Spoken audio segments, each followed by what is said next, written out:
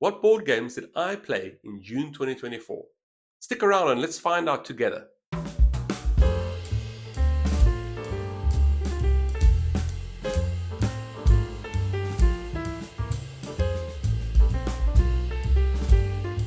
Hiya, folks. Welcome back to Birds on Board, your home of board gaming excellence.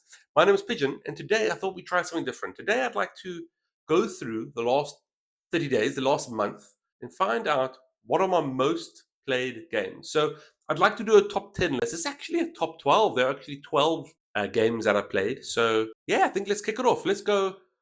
Let's say 12 and 11 are honorable mentions. Honorable mentions. Roll the clip. Roll the clip. Now, my two special mentions are, although I did play them, they did come very close to not being played. So the first one is Dixit, a great party game. I have it in my collection. There it is. I got it in my collection. I do enjoy the game very much. I played it at my board game meetup. I won. Hip hip hooray to me. And I do always enjoy it. That being said, Dixit is a party game and it's not something that usually comes out at a board game meetup. So I was surprised it came out. I was happy it came out, but it just squeaked in, luckily. Dixit's a game where you have these beautiful cards, these beautiful art illustrations. And what happens is you have to get some sort of clue, and it can be a word, a song, a phrase, a sound, anything, pretty anything, an action. You can do a little dance if you want.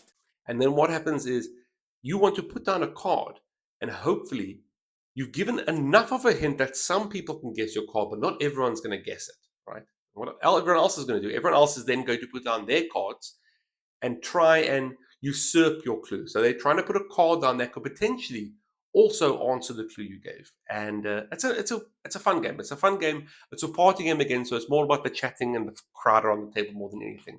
But I really enjoyed it. I won. Dixit, beautiful art. Give it a check out. My second special mention game is something that I've played many, many times. I've streamed it multiple times on the channel. So if you are interested, go have a look. And it is Pandemic, very old classic. It's a modern classic game. The reason I popped it as a special mention is because I only streamed it once this month and I lost. So I think that's enough to say, well, I don't want to talk about it anymore. Pandemic. So what is Pandemic? So Pandemic is a game. It's a co-op game. So you're playing with your other folks. It's one of the first co-op, or it was one of my first co-op games at least. But it's a cooperative game, and you play as these bunch of specialists who are running around the planet on this atlas, and you're trying to clean up all these different diseases that are outbreaking all around the world. And your job is to kind of contain, get a cure, and hopefully eradicate each of these four different diseases. Beautiful. I love it. You get these little cubes that look so pretty. And also you get roles. So each player gets a different role. Your role slightly alters one of the 8 actions you can do on a turn. So each role has just one of the action is slightly better or slightly less restrictive to them than to everyone else. Very fun game.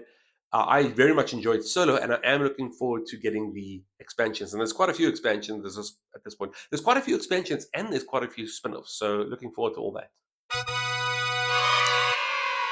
So number 10 on the list is a game called Citadels. This was my first time playing it. It is it's a difficult one to categorize. It's you building the city, this town, right? And you want to get the biggest town with the most points. But it's also with the city building aspect. It's also mixed with a hidden roles game. So you choose a role, right? And it can be the architect or the king or the magician, right? And this allows you to act upon the game, either building or getting more gold, or you can do something better. Those are some of the cards. Some of the other cards actually act upon the roles. Like there could be this guy called the assassin or the thief. And the thief can steal someone else's gold, and the assassin could take out another player. Now, here's the thing. You can't target another player, but you can target another role. So if I'm playing the thief, I could say, okay, the magician, I'm going to steal from the magician. So when the turn comes around and it's time for the magician to play, magician flips his card and just hands over his coins. So it's a fun game where you're trying to read your other players and trying to figure out what they are going, what role would benefit them the most. But at the same time, that role would benefit me. But do I want to take it? Because old Johnny over there, he knows that I would play it. So you try and get into the minds of everyone, which is good. Always fun.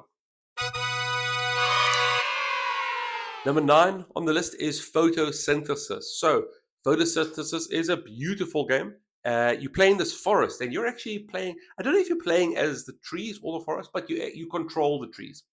In photosynthesis, in photosynthesis, ugh, in photosynthesis, you only have a few actions. You can toss out a seed from one of your trees you're playing as, and the seed will kind of land there in whichever area you designated. Another action is to grow, and you could grow from a seed to a small tree to medium tree, or medium tree to large tree. I don't know if my hands are big enough, but large, big tree. And then lastly, you could actually take that tree, that large tree, and kind of renew and finish, end life. And that's how you get points. So you want to grow from seed to big tree to get those points. But there's a couple of hindrances in the way, right? The trees cast shadows, and the higher the trees, the longer the shadows go. So you could put other trees in shade, and you need the sun because that's your currency to buy seeds and trees and whatnot. So you've got to watch out that if you're growing a tree large, which is good because you want those points, you don't want to grow too large that you start blocking your other trees. So you start spreading out. What's also quite tricky about this game is the sun moves around the board as you play. And I'm not talking about the real sun because that's how disasters start. I'm talking about this board game sun, this piece of card that shows you where the sun's coming from and which trees are actually getting sunlight. Sunlight equals photosynthesis, and that equals more currency. So with your photosynthesis, your sun credits you store up, you buy things from the market, and then you decide, are you going to plant, are you going to grow, or are you going to renew your trees?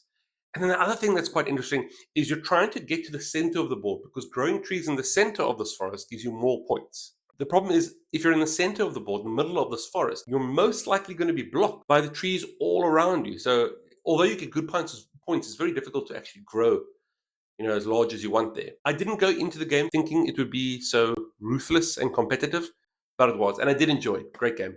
Photosynthesis.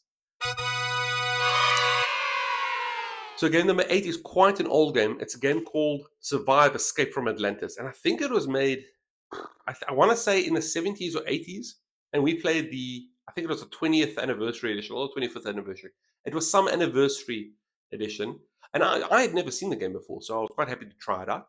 And what you're doing is you're on this island, and very similar to something like Forbidden Island, this island is sinking.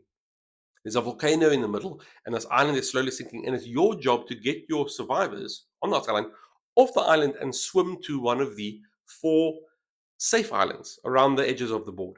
And the problem is that none of the other survivors want that to happen. It's first come, first serve. So they are sending whales, sharks, and sea monsters after you. And you're trying to hop on this rowboat and get as quick as you can to one of the safe islands, but at the same time trying to, push the aggressors, the sea life that's trying to eat you up, to the opponents. So it's this balance of, do I go for do I get my guy safe, or do I attack one of the opponents and make sure they don't get points? And here's the other thing that's weird. Each of your meeples that are trying to make it to safety actually have a hidden score underneath. So until the end of the game, you might have saved 3 of your guys and I only saved 1. I might have saved the guy that's worth 6 points and you might have saved like a 1, 2, and 3 points. So it's a draw. Yeah, it's a very interesting game. I quite like it. There's also, as the island's sinking, you're flipping over tiles, and these tiles then give you certain abilities that you can use instantly or use and keep and use it secretly. One of my favorite items you can use is you can actually collect a friendly dolphin, and the friendly dolphin can help you get to shore in case you fall out of your rowboat, or if the rowboat was eaten up by a whale. So very fun. That is Survive, Escape from Atlantis. So game number 7 is, again, one of my favorites. It's a game I enjoy solo, but I've never won it solo. It is Wingspan. Wingspan fits perfectly with this channel. Birds on board. we obligated to mention Wingspan. Wingspan's a beautiful game. You haven't played it before. It's one of those games that people might call a multiplayer solitaire game, where you're playing with a bunch of folks, but you each have your own board. And you're trying to solve your own puzzle and build an engine that will help you get you more points. Very peaceful game. I love putting on the ambient music for Wingspan while I play. Stone My Games also make this awesome bird feeder that you use to roll your dice and use that to feed the birds. Tuppence a bag. It really is fun. There are so many expansions, and I'd like to get some of the expansions, but I think that there are a lot of cards. There's a lot of cards, and I first need to figure out a an insert solution because I like to sleeve my cards, and after I've sleeved all the cards in Wingspan, it just hardly fits in the box anymore. So I do have to figure out another solution for that. I have showed this to a few of my buddies, and so far I haven't had a person play it that says, I do not like this. Everyone loves Wingspan. Um, Except when they play solo because that bot is too hard. I don't think I've learned how to do it yet. I must be doing something wrong because I haven't. I do everything right. When it comes down to scoring, I lose. And I don't know why. I don't know why. Anyway, that's Wingspan. So number 6 on my list is a game I've been wanting to play for ages, just because I heard about the concept. I heard about the summary of the game, and I thought it sounded so cool. It sounded so fun. Like, I don't believe someone did this in a game. It is a game called Betrayal on House on the Hill, and it's a weird one to quantify. It's an exploration game. So exploring this mansion, you and some folks, and each of you guys have different stats. Your players, they have different strengths and weaknesses, and you're exploring this mansion, both the ground floor, upstairs, and in the basement. Every so often you stumble across an event, an item, or an omen, and you get ability. You might get weakened, but a lot of times you're actually building a power, getting more weapons, getting more magical abilities to make yourself stronger. When enough of these omens happen, there's a threshold you hit, and then this crazy haunt happens. And then looking at the layout of the board, you get your manual, and you look at this matrix of stats and figures and who's playing and where they are. It tells you, okay, well, Scott is the traitor. They tell Scott, okay, you need to reach page 55. Off with you, Scott. And Scott has to leave. He leaves the room with the manual and his page he has to read. And the rest of the survivors, well, the rest of the players have to stay there, and they also get a book to read.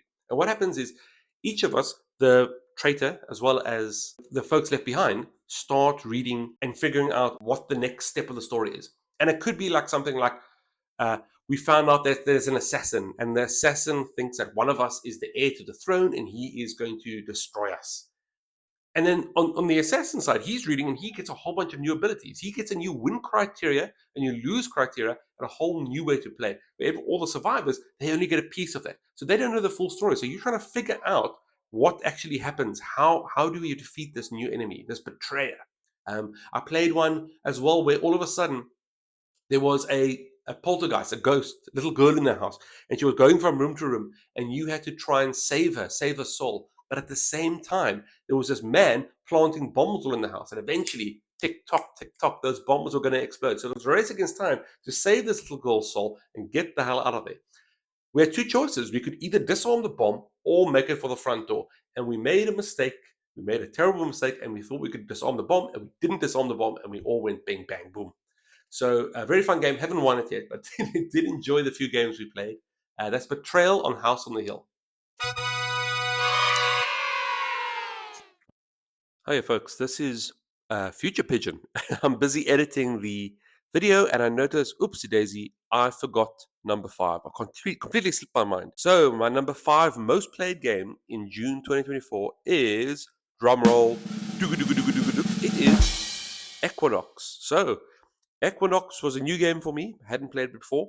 I was really drawn in by the art. It's beautiful. It shows these mythical creatures, these magical beings. But the gameplay quite surprised me. I wasn't expecting the gameplay to be what it ended up being. So, what would you guess, looking at these cards and these components, what sort of game do you think Equinox would be? If you guessed a betting game, you'd be right. Yeah, Equinox is a betting game. And what you're doing is you are trying to bet on which mythical creature ends up becoming legend and actually makes its way to the end of the 4 rounds. At the end of every round, one creature disappears and is ineligible to win the bet or to become the most legendary. And the rest of the creatures carry on. Now, because bets are mostly public, you can create a secret bet. But because you're betting on which creature with these beautiful prediction pebbles, they actually look like rocks. They feel quite heavy, but I think they are hard plastic, but they are fantastic. I'd love to get more of those just for fun. So you place your prediction pebble on a creature, and everyone else can see that. So now they can try and lower the creature's score. You have these cards with different numbers, and the lowest score creature gets removed from the game. So that's one aspect of it. There is another aspect where if your prediction pebble is on a creature and you happen to have the highest number of that creature, you gain that creature's ability. And with the creature's abilities, you can turn the game on its head and flip cards and rotate things and steal other players' cards. It's very fun. Another great thing is that there are more creature types then are required for a single game, which means there's a bit of randomness. You don't know which creatures are going to be included in this particular game, and it changes things up because their powers might complement or obscure each other's. So very, very fun. I quite enjoyed it. Very quick. The rules are a bit fiddly to understand, but once you get it, it's a great quick game. Had loads of fun, and ha ha ha! Once again, I won. Hip hip hooray for me! That's my number 5 most played game in June 2024, Equinox. Now, my 4th most played game in June 2024 is Space Base, and it's new to me, strangely enough. I hadn't played the game before. It was in a blind spot of mine, but I gave it a shot. I did enjoy it. It did take me a while to understand. I'm not usually a fan of too much randomness, and I felt initially that Space Race was just too random. But once you understand the distribution of how the dice are going to roll, it makes a lot more sense. So the way it works is every turn you're rolling 2 dice, and you have all these different spaceships, and each spaceship is designated a number. So 1, 2, 3, 4, 5, all the way up to 12. And if you roll that number on your turn, you may take the ship's ability, its benefit it gives you. This might be some gold or credits, whatever you call it. It could be extra income, which means that you start at a higher gold point next turn, or victory points. And the last thing is you can use a combination of your dice. So if I get 2 6s, I could choose the 12 ship, or I could use the 6 ship twice.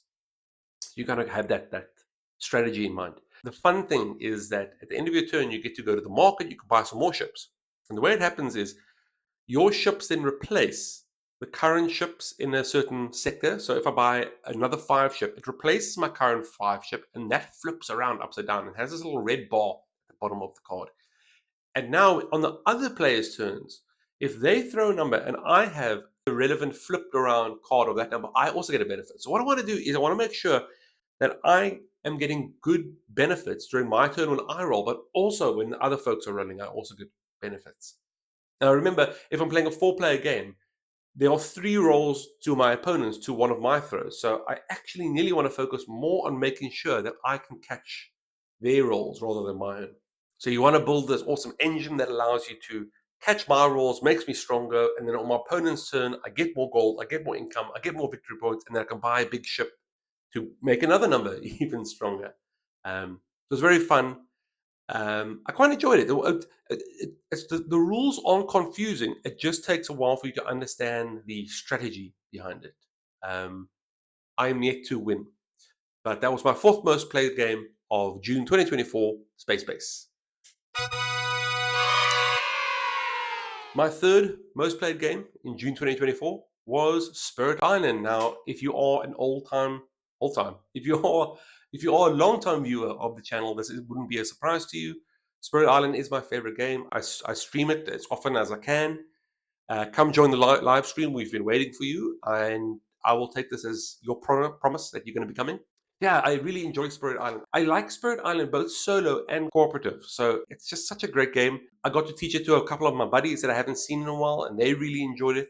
And I don't want to say I'm good at Spirit Island. I'm not the best at Spirit Island, but I haven't really lost. I've lost once when I played as Ocean's Hungry Grass because that spirit is crazy. It's the spirit that can drown people in the ocean, but it can't get inland. So it's quite a different spirit. I'm sure I'm missing something. I'm sure I'll get it in the end. So the way Spirit Island works is you have this map and play as these spirits, these incarnations of nature. You are trying to help the local natives, the Dahan, push out these invaders before they take over and blight the island too much. And what's nice is you can see what the invaders are going to be doing next turn. So you kind of solve a puzzle. They're going to ravage here, they're going to build here, they're going to explore here. What's my options? And the nice thing is, as the game goes on and you spread your presence throughout the island, your spirit gets stronger and stronger and stronger. So as you are getting stronger, you can deal with more invaders. But as the invaders explore more, their presence within the island is also getting more overwhelming. Very fun game, very much enjoyed. And I've only got the base game, and there are so many expansions that I am really looking forward to getting those and streaming that some more. I'll catch you at the stream. So yeah, no surprise, Spirit Island, my 3rd most played game in June. I love it. I love it so much. So my last 2 most played games for June are both my most recent purchases in a way. So my 2nd most played game is The Lost Ruins of Onak, which I also stream, and I hope you guys come watch. And what I purchased recently is, where are you? There we are. I bought myself the expansion Expedition Leaders, and it was such a good purchase. Expedition Leaders adds this asymmetrical player powers or roles you can play as, and I really enjoy it. It makes the game. It takes a game that was good, and it makes it even better. It just adds to the love of it. You do get some new artifacts, some new items. You get little rules for each of the new characters you can play.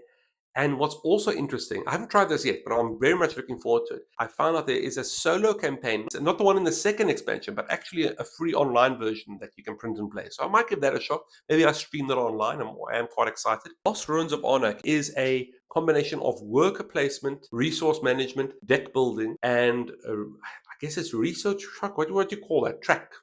You go up a research track. So every turn you got these, depending who you are, you have two archaeologists and you're trying to discover more and more of this island. Do you go and place a worker at a predefined site, then get you some value, or do you try and go to a new site?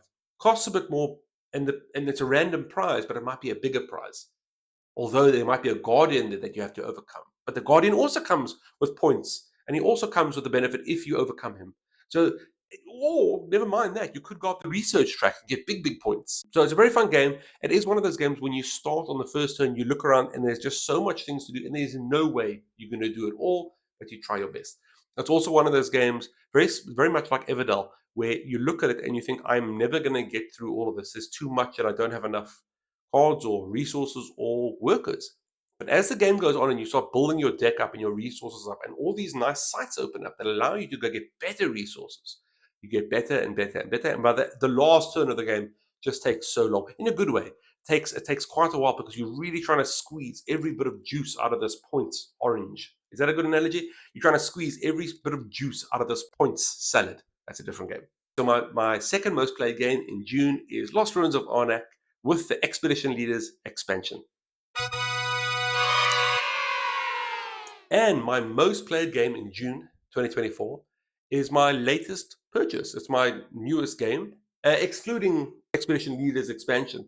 It is Heat. It's Heat Pedal to the Metal, and I'm so glad. I wasn't expecting to love the game as much as I do. It's a racing game. I'm not too much into racing. I don't enjoy sport in general, to be honest. That's why I play board games, But Heat is something different. It really is fun.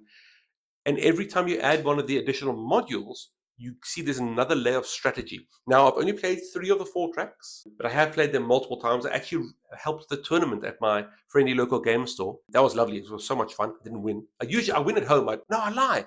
I've never won. I've always come second. I've never come first. The bots are too good here. The bots are too good. I do stream this quite often, so please come watch. Cheer me on. It's always welcomed. Heat, Pedal to the Metal, it's a deck management game where you're trying to go as fast as possible around this track. It's a race. You've got to try and figure out what the opponents are going to do because you would like to use them to slipstream and get a few movements for free. The problem is you can't go as fast as you want forever because eventually you're going to get to a corner, and if you take the corner too fast, you're going to spin out and damage your car, take some stress into your hand. And stress is all these cards that are blind draws. Right, so you draw a card, you might go fast, you might go slow, you don't know. You can imagine going around a corner, that's the last thing you want. You want to know exactly how fast you're going around the corner, so you can either understand, okay, I can push myself a little bit harder, or I need to push the brakes. The expansion modules, you get some awesome advanced modules. You get a garage module that allows you to kit out your car in a more custom fashion, gives you more abilities. You get a weather system, changes the weather for the track, and also changes the road conditions. So each segment of the road, each stretch of the road has different, advantages or disadvantages that you have to take into account while you're racing. You also get a sponsorship system. So if you do certain goals at certain areas where there are press, you get these sponsorship cards that you can use as one-off. So it's a very great game. Lots of room to grow your strategy. And they do have an expansion out called Heavy Rain, and I'm very excited to get that. It doesn't add too much. I think it adds another car, and it adds some new rules and 2 new tracks. That's enough for me. Very much like Expedition Leaders, it takes a great game and it makes it just better. It gives you more of what you love. So I am looking forward to that, if I can get my hands on it, that is. But that's my most played game for June. It is Heat, Pedal to the Metal. So that's it. Those are my top 10 games, top 12 games, my most played games for June 2024. And I hope you enjoyed this. I had to do this. I would be streaming right now, but it is raining cats and dogs outside, and it just makes so much noise while I stream, so no one can actually hear me. And as beautiful as this face is to look at, people do need to hear the the voice as well. Come and join the stream. I miss you, folks. Please come join the streams. This has been Birds on Board, your home of board gaming excellence. I've been Pigeon. What games have you played in June, and what games are you expecting to play in July? Please let me know in the comments down below. And don't forget to like, share, and subscribe, and all that YouTube loveliness. Also, if you do have some ideas for the stream, let me know. I'd love to get some new games. The more games, the merrier. I'd love to fill up the shelf, to be honest. There's a lot of blank spots that I need to fill. And also, please let me know what you think about this, about these little off-the-cuff recaps of what I've done in the month, what games I've played. I always like to share, and I'd like to know your feedback as well. Anyway, thank you so much for watching. Have a wonderful evening, happy gaming, and take care, folks. Cheers.